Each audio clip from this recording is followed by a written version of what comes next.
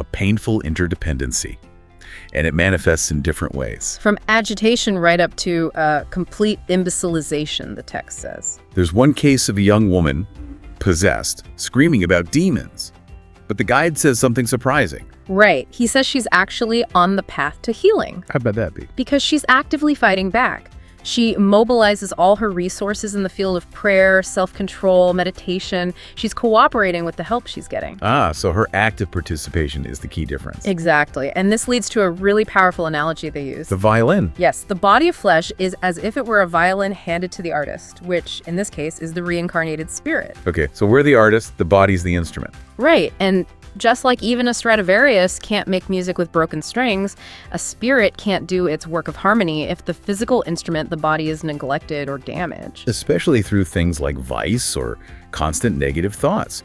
It messes up the instrument. It directly impacts our ability to function spiritually, to express our purpose, and this connects straight back to healing obsession. It's complex. 90% of cases are, according to the source. It's hard to separate the two individuals because they're so deeply linked. So external help isn't always enough. It often requires the direct participation of the interested parties. They have to, as the source puts it, make violence to themselves to break free from the past patterns. And have violence to themselves. Yeah. That implies a serious internal struggle, a real effort. A profound effort, and often that effort involves forgiveness. Forgiving the other person. And oneself. The guide tells one obsessor, still consumed by hate, without reciprocal excuses, we will not liquidate our debts. So holding on to resentment just keeps everyone trapped? It prolongs the suffering for all involved.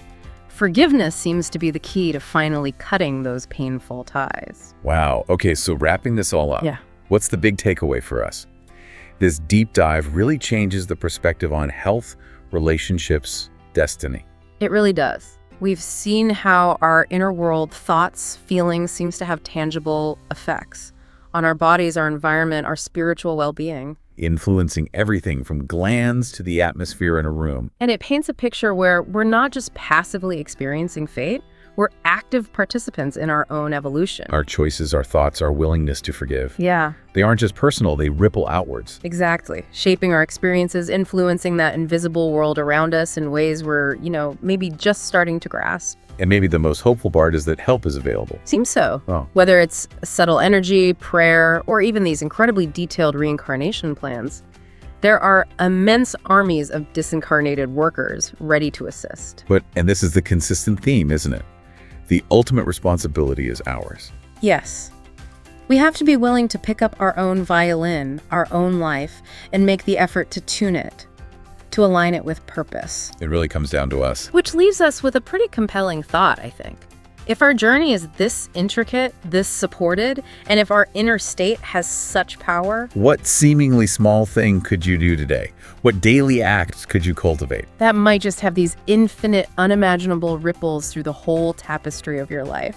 Definitely food for thought. Thank you for joining us on this deep dive. We hope it's given you some new insights. And maybe a renewed sense of purpose on your own journey.